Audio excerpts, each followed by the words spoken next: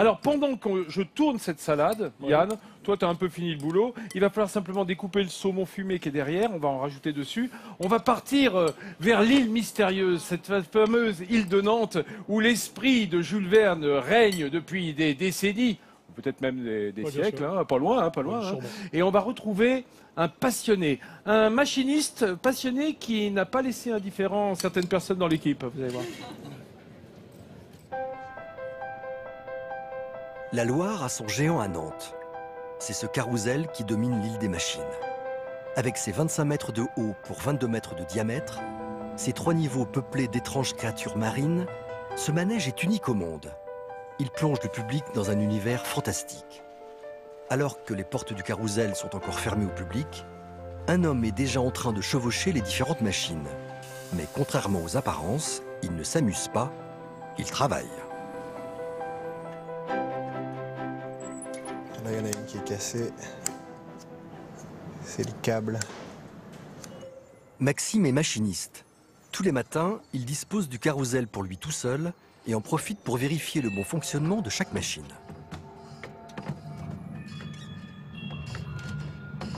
C'est un lieu incroyable. Ce qui se passe ici est incroyable. De voir le travail de sculpture, le travail de ferronnerie, les mécanismes tout le temps, c'est plus comme travailler dans un musée en fait que de travailler dans un manège. Ce manège est presque devenu sa seconde maison. Notre machiniste connaît tous les secrets de chacune des 36 machines qui conjuguent ses deux passions, les sciences et l'art contemporain. J'ai découvert plein de trucs en travaillant ici, des petits détails qui tuent. Par exemple, le crabe, il a un petit tatouage ici, d'encre. Parce que c'est comme Popeye, les tourteaux, ils ont l'avant-bras qui est musclé. Les yeux aussi du nautile qui sont concaves. Ils vont vers l'intérieur. C'est un tout petit détail, mais ça donne une étrangeté aussi à la machine. Le cuir qui est là, c'est un chapeau qui a été découpé. Sur le calamar aussi, c'est incroyable parce que toute la partie qui est là, c'est une pièce de camion.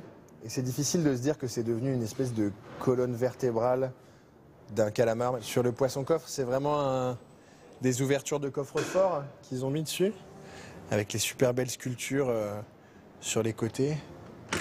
Tac. Le grand plaisir de Maxime, c'est de mettre en marche son manège enchanté. Pour lui, voir le regard émerveillé de tous ces gens qui retombent en enfance, c'est sa récompense quotidienne. Ici, dans cet univers unique, on n'a plus d'âge. Et visiblement, les visiteurs sont conquis. L'inutile est quelquefois indispensable. Et c'est tout à fait ça. Ça fait beaucoup rêver et bravo aux artistes, là, vraiment, mais vraiment. Tout le monde a quelque chose à y trouver dans ces machines. Si on aime les animaux qui sont représentés ici, c'est pas n'importe lesquels, c'est des animaux incroyables. Si vous aimez les mécanismes, il y a une diversité gigantesque de mécanismes. Si on aime la sculpture est magnifique. Si on aime la folie, tout ça est une gigantesque folie. Si on aime le théâtre, ça bouge. Tout le monde a quelque chose à y trouver.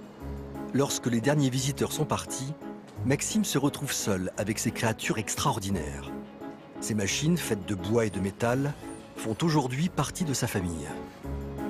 Ouais, c'est un peu un rêve d'enfant de pouvoir monter sur des animaux mécaniques géants, tout seul. Des fois, tu te dis, vas-y, je vais le piquer et puis je vais partir directement en centre-ville avec un éléphant géant ou avec une bicyclette poisson. C'est pas mal. Et c'est par cet escalier que se terminent la plupart des journées de Maxime.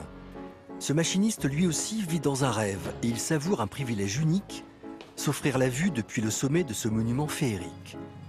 D'ici, la ville de Nantes, c'est vrai, est différente.